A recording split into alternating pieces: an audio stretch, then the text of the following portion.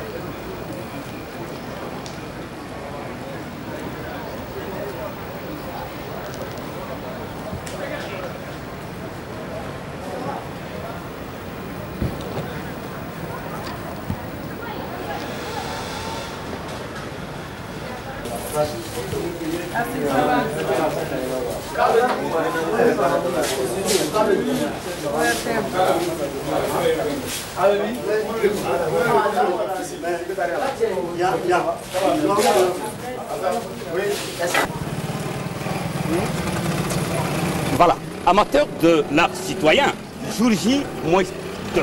Alors, nous sommes donc à la Maison des Jeunes de Bamako. La Maison des Jeunes de Bamako est un centre de formation, d'éducation, de sensibilisation, un espace d'échange et de partage, n'est-ce pas, de toute la jeunesse malienne. Alors, nous allons rencontrer monsieur le directeur, monsieur Fambougouri Diawara. Ce homme, il est également membre de la commission d'organisation matérielle chargée justement des préparatifs de la Biennale 2003. Monsieur Diawara, bonsoir. Bonsoir, monsieur Konaté. Alors, vous n'êtes pas sans savoir, évidemment, parce que vous êtes impliqué dans l'organisation de la Biennale 2003. Alors, on sait que habituellement les troupes évoluent dans 3 salles. À l'époque, il y avait la salle du chapiteau, il y avait également le stade du sport et le Banankoku. Ouais, alors cette fois-ci, nous n'avons pas le chapiteau.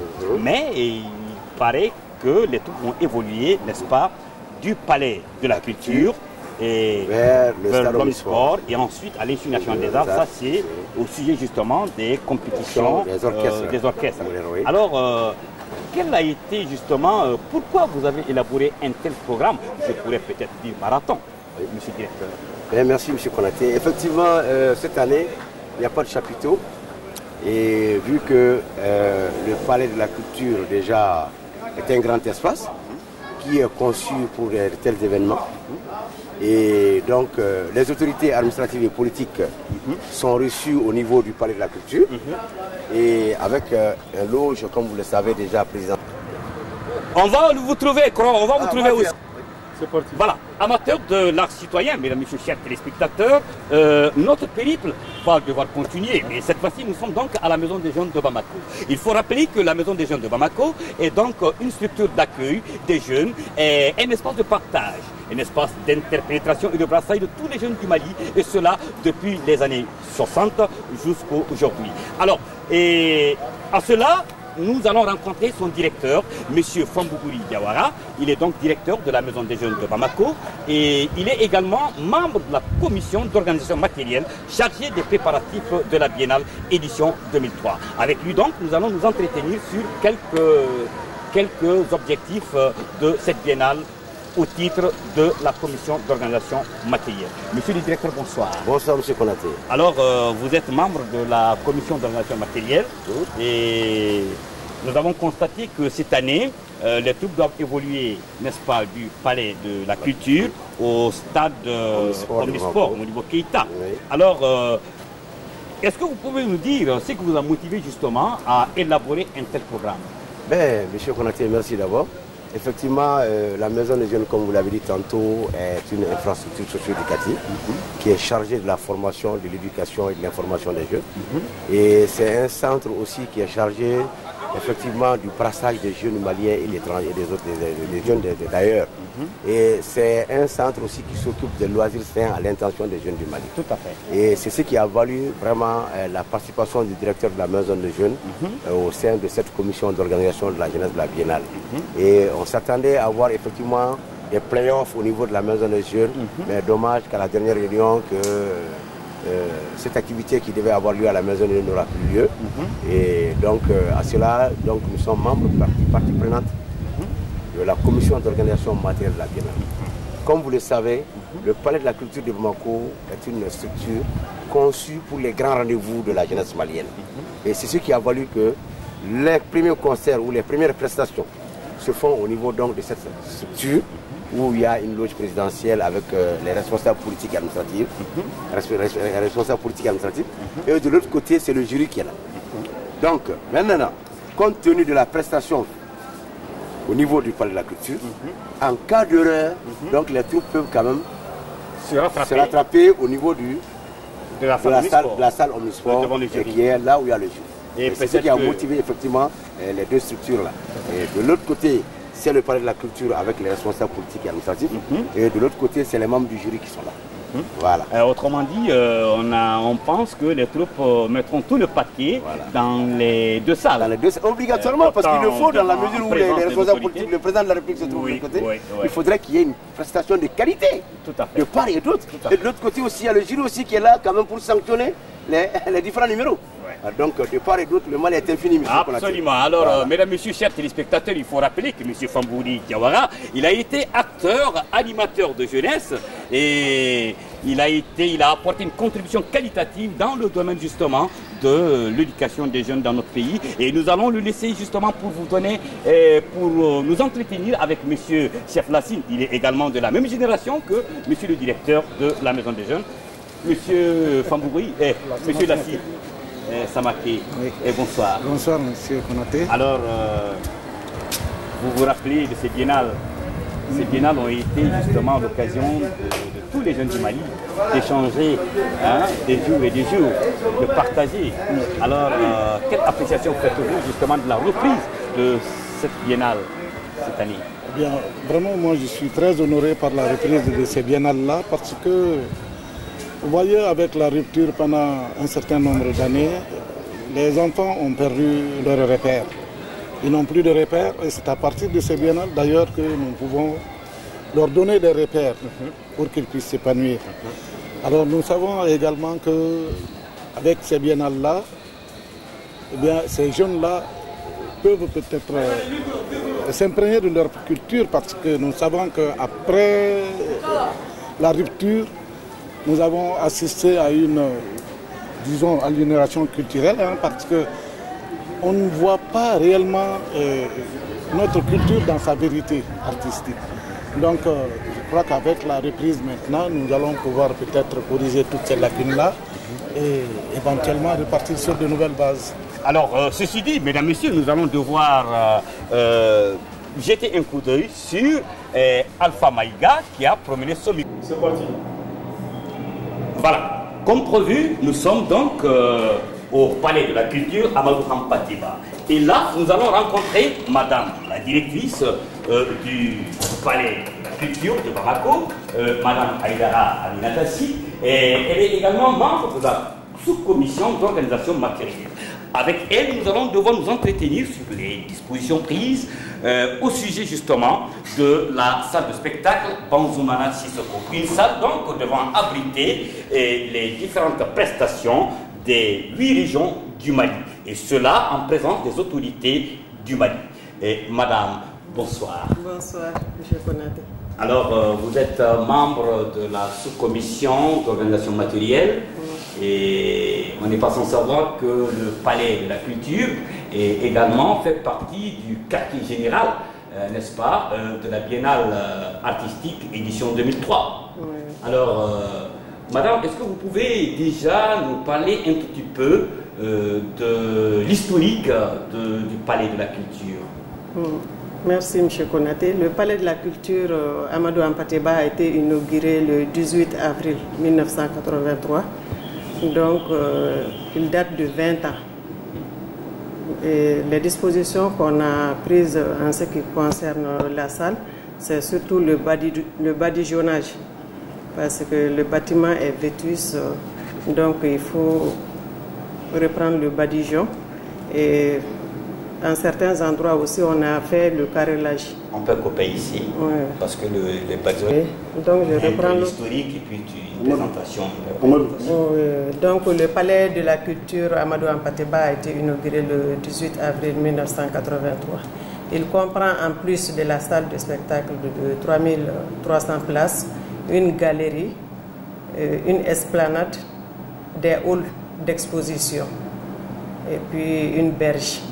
Il y a aussi des espaces culturels, les cocotiers et le nouvel espace culturel en construction.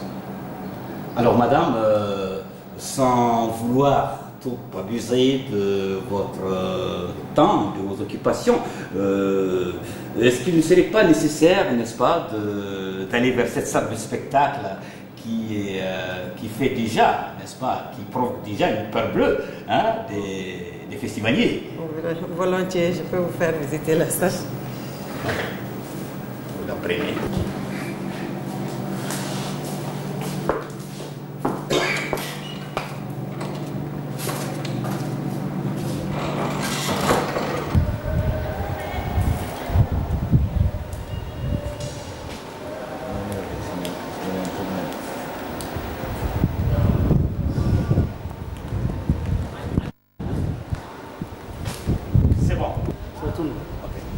C'est ici l'entrée officielle du Palais de la Culture.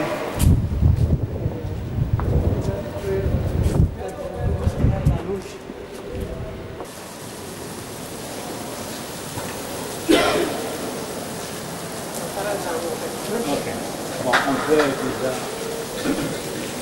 On le coupe.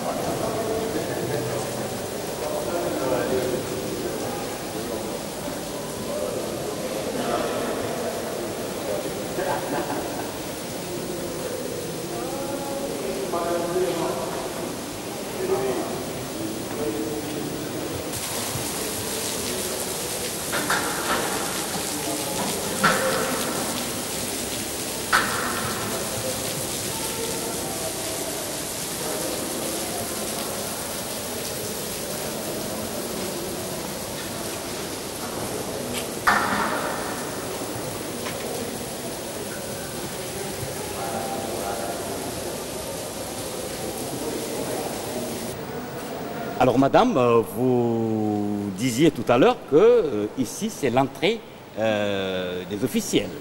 Alors est-ce qu'il y a d'autres entrées? Oui, il y a d'autres entrées. Il y a 2 entrées publiques et une entrée des artistes. Et comment se présente justement cette salle, la composition de cette salle? La composition, il y a 4 rangées de chaises. Et puis il y a la loge officielle, il y a la cabine de projection.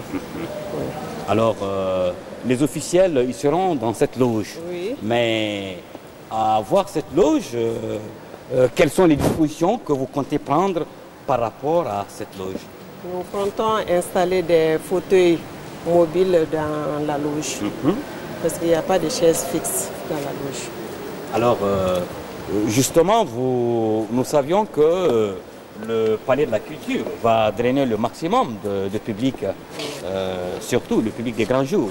Alors, comment ça se passe, les différentes dispositions au niveau pour faire entrer ces gens? Parce qu'il y a des cartes, je crois savoir, des cartes d'honneur et des cartes permanentes. Oui, il y aura des cartes d'honneur, des cartes permanentes. Et puis nous avons, en ce qui concerne les officiels, on a l'appui du protocole pour l'organisation matérielle aussi. Très bien. Madame, nous voyons ici C. C'est bien spécifié. Nous avons on a comme l'impression que c'est reparti. Il y a une répartition des différentes entrées ou des différents secteurs. Alors, qu'est-ce que cela traduit? Bon, c'est la disposition traditionnelle. Hein. Comme je vous l'ai dit, il y a 4 niveaux qui sont spécifiés avec des lettres. Et ce qui facilitera, bien entendu, l'entrée du public. Oui, oui. Et beaucoup d'issues de sortie aussi, de secours aussi. Vous avez parlé tantôt de salle de projection. Oui, oui. Est-ce qu'on peut aller voir? On peut aller voir la salle de projection.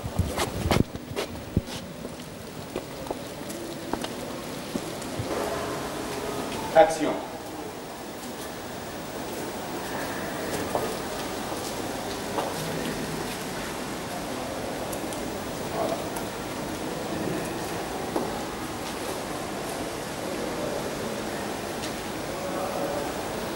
Coupé. Ça tourne. Oui. Action. C'est ici la cabine de projection. Je vous présente M. Zantogola, technicien en chef. Monsieur Jean, bonsoir. Bonsoir. Vous êtes chargé justement de la... Action. C'est ici la cabine de projection. Je vous présente le technicien en chef Zantogola. Monsieur Jean, bonsoir. Bonsoir. Alors, vous êtes chargé justement de gérer toute la partie technique dans la salle de spectacle Banzoumana. Alors, comment ça se passe ici, cette manipulation? Ici, dans cette salle, uniquement, on ne fait que la projection des films cinématographiques à partir de ces deux appareils. Uniquement le cinéma. Alors, maintenant, par rapport à la régie, parce que c'est surtout les troupes qui vont faire des prestations ici. Et comment ça se passe, les régies? Vous avez une régie lumière et son? Oui, nous avons une régie lumière et son. Bon, le son, on l'installe au milieu de la salle, devant la loge officielle. Et la régie lumière se trouve de l'autre côté. Je peux vous montrer ça aussi. Alors donc, nous allons nous diriger naturellement vers la régie lumière. Voilà.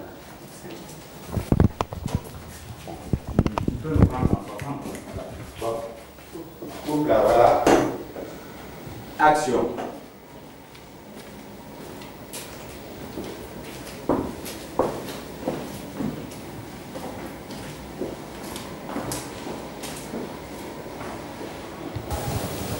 Action.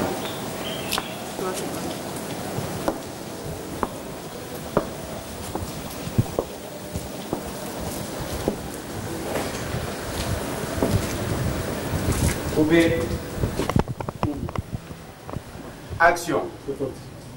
Bon, l'appareil que vous voyez s'appelle un G-Dog. C'est à partir de là que tous les projecteurs sont commandés. Ça, c'est la régie lumière.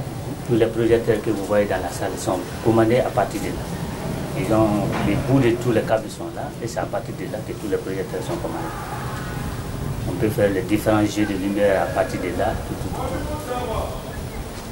Vous n'êtes pas sans savoir que les troupes des régions dans leurs pièces tiennent compte justement de la lumière, la répartition des lumières. Alors, quand ils seront là et que vous allez travailler ensemble... Effectivement, quand les troupes sont là, on travaille ensemble, on fait leur plan de lumière ensemble. C'est à partir de là qu'on peut travailler la lumière avec eux. Et cet appareil également, c'est un G-Dog aussi. C'est le même. Les deux appareils, c'est le G-Dog. C'est à partir de ces boutons que les projecteurs, chaque projecteur correspond à un potentiomètre. Alors, ils sont opérationnels? Oui, ça marche très parler. Voilà. Alors, merci, Monsieur Jean, Merci. et bonne chance avec les prestations des différentes troupes. Merci. Je vous conduis vers la scène. Merci. Voilà. Coupez, coupez, coupe.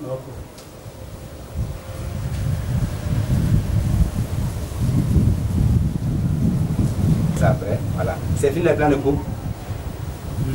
C'est fini? Action. Nous allons faire un tour vers la scène. Coupez. Voilà. Ça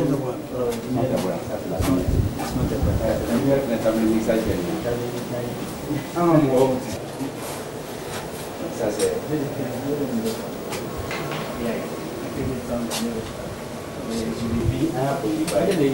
Ouais.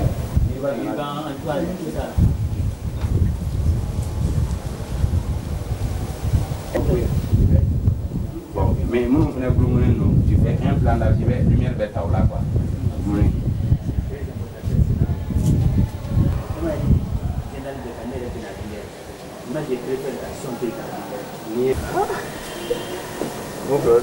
Voilà, ça fait aller. Action. C'est la scène où les troupes vont évoluer. C'est une scène de 23 mètres sur 11. Et nous avons donc un proscenium d'à peu près 8 mètres et un skéné de 3 mètres. Oui. C'est bien ça. Oui. Alors, comment se présente justement, quelles sont les dispositions que vous allez certainement prendre par rapport aux prestations des artistes sur cette scène, quand on sait par exemple que c'est une scène qui est à l'italienne. Alors, c'est une scène qui est à l'italienne. Oui. Nous avons un décor. Voilà. Action. Ici, c'est la scène où les troupes vont évoluer. C'est une scène de 23 mètres sur 11. Autrement dit, un proscenium de 8 mètres et puis un skéné de 3 mètres. Donc il convient de rappeler à nos chers téléspectateurs, aux troupes, que nous avons affaire à une scène à l'italienne. Que vous comptez peut-être prendre par rapport au sujet justement des troupes en matière de décor. En matière de décor, la commission a prévu un décor de scène. Et chaque troupe aussi peut venir avec son décor. Ceci dit, est-ce qu'il y a d'autres structures chargées justement d'accueillir le public? Oui, les structures, il y a la commission d'organisation. Non, je veux parler d'infrastructures, autant pour moi. Ah oui. C'est-à-dire que... Est-ce qu'il y a d'autres infrastructures? Bon, il y a... Alors donc, mesdames et messieurs, chers téléspectateurs, comme vous le constatez, alors nous ne sommes pas encore au terme des préparatifs, au terme de notre périple. Alors, madame, nous sommes donc dans la salle de spectacle Banzoumana Sissoko, et dont vous en êtes la directrice. Comment se présente cette salle au sujet de l'accueil, n'est-ce pas, du public qui aura effectué le déplacement? Merci, M. Konaté. Vous savez que cette salle est vieille de 20 ans. Donc, nous avons entrepris certaines dispositions pour réhabiliter la salle, notamment le badigeonnage de cette salle, des loges d'artistes, des toilettes et le carrelage de la devanture du salon d'honneur.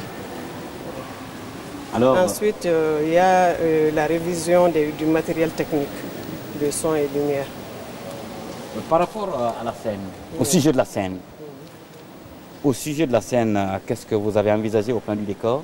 Au plan du décor, déjà, la commission d'organisation matérielle a prévu un décor pour la scène. Mais chaque troupe aussi vient avec son décor.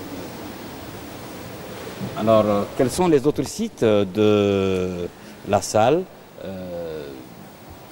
Il y a la galerie qui va accueillir l'exposition des parures traditionnelles. On a parlé de ça carrelage. Ah oui, on a parlé de ça, effectivement. Et d'ailleurs, tu peux me dire, je vous invite. Il y a des travaux en cours, on peut aller voir le carrelage de l'entrée du salon d'honneur.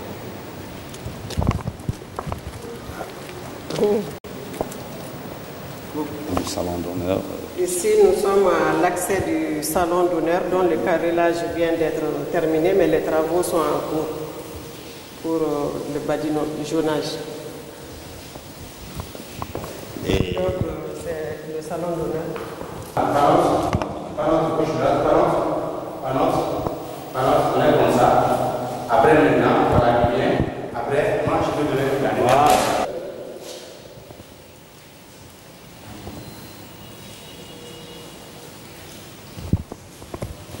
Ici, c'est l'accès au salon d'honneur, dont le carrelage vient d'être terminé, mais les travaux se poursuivent. Et vous pensez que vous serez dans les normes d'ici l'ouverture officielle de la Biennale?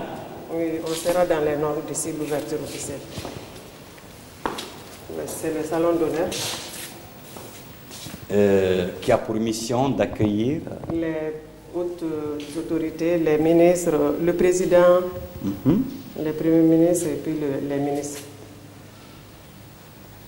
Voilà donc, mesdames, messieurs, chers téléspectateurs, amateurs de l'art citoyen, nous allons devoir vous livrer quelques reportages concoctés par notre confrère Souleymane Kenza Sidibé. C'était avec le professeur Nti Idriss Mariko. Suivez. Coupez, voilà. Ça tourne. Action. C'est ici le salon d'honneur, c'est là qu'on reçoit les plus hautes autorités de la République. Alors, amateurs de l'art citoyen, mesdames, messieurs, chers téléspectateurs, vous convenez avec moi que la commission d'organisation de la Biennale artistique édition 2003 est vraiment à pied d'œuvre. Les préparatifs s'activent. Et quant au reflet de votre miroir, on ne saurait vous la donner, on ne saurait vous le donner sans justement vous livrer les quelques appréciations de M. Nti Idriss Mariko, professeur et chef du département DR à l'université. Suivez. Alors, avant donc de clôturer ce périple artistique, il faut l'appeler ainsi, nous allons devoir vous livrer quelques propos recueillis par notre confrère Souleymane Kenza Sidibé. C'était auprès du professeur Nti Idriss Mariko. Il est chef du département des arts et des lettres à la faculté à Bamako. Suivez. Voilà, donc après ce marathon, bien entendu, parce que nous venons du tartan de Papa Oumar Diop au stade Omnisport, et nous venons de terminer avec la salle de spectacle Banzoumana Sissoko. Mesdames, messieurs, chers téléspectateurs, amateurs de l'art citoyen, voilà donc qui met fin à votre antenne des temps de ce soir, et je rappelle que la Biennale artistique et culturelle édition 2003, c'est du 7 au 17 septembre. Donc nous sommes donc jour J moins 2. Je fais une... Voilà, c'était vraiment du marathon. Bien entendu, parce que nous venons justement du tartan de Papa Oumar Diop. Et qui dit sport dit art. Et tout est le confort. Amateurs de l'art citoyen, mesdames, messieurs, chers téléspectateurs, voilà donc qui met fin à votre antenne des temps de ce soir. Et pour ma part, il convient de vous rappeler que la Biennale artistique édition 2003, c'est du 7 au 17 septembre. Merci.